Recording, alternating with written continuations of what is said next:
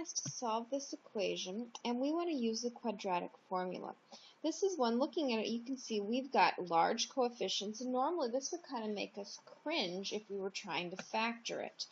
But with the quadratic equation, this is mainly a matter of using the formula. So I'm going to hopefully paste in, there we go.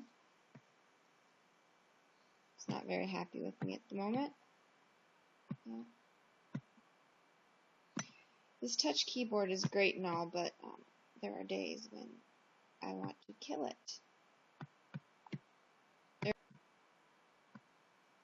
don't actually need it, but there you can see the quadratic equation, and this is a formula you should have memorized and you should get very familiar with. So what we're going to do though is what A, B, and C? Well, A, B, and C are our typical quadratic equations. So our quadratic always looks like this: ax squared x plus 0. So first we need to rewrite our equation into this form. So that means I need to move this 3 over. So then I have 28x, so I just minus 3 from each side. Then I need to go through and I need to decide what A, B, and C are. So A is 28.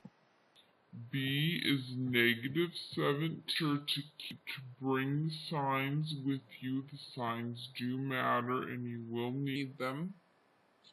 And then C is negative 3. Make sure you pull those signs. That's critical here. Then what we do is we take our formula and we start plugging in our numbers. So negative b, so that's negative, negative 7. Both matter here. This is negative and b was negative. So we have 2 plus or minus the root of b squared, so negative 17 minus 4a, 28c, 3, all over 2. So the first step obviously is going to be getting all that in, and then it's a matter of working with the solid. Order of operations is going to be key. You do need to start with the stuff that's under the radical. Now I'm going to start with a little simplification. I'm going to get rid of these double signs and make this positive, but then I'm going to start under here. So I'm going to do negative 17 squared. So negative 17 squared is a positive 289. Then I have 2 negatives, so this is going to be positive as well. So what I have is 4 times 3 is 12. 12 times 28. So this is plus 336. And then this is all over, and I can do, since the bottom is separate, I can do this now, over 56. Okay, now I need to add in here, so I have 289 plus 336. So this becomes 6.5. Now you can check if you want and see, can I take the derivative of that? Because obviously if you can, that's a good thing. That's what I get for pushing buttons.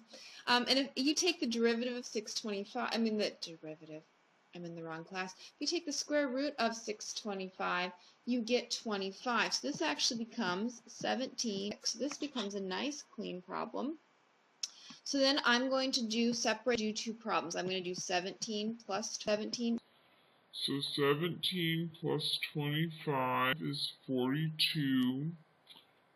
Divided by 56 gives me this is what I have here. So I have 40. Reduce it. If you reduce it down, you get 3/4. Then over here we do the same thing. 17 minus 25, which is negative 8. So then I have negative 8 over, and 56, 8 goes into 56, so this is negative 1/7.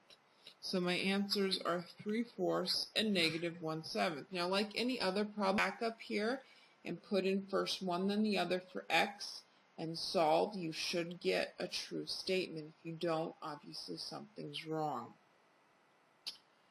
The hardest part about this method is going to be working with this equation. It's going to take time as you work through the steps, getting used to getting all the things in order. And obviously remembering to take the signs over here is another crucial thing. It's very easy to leave them behind.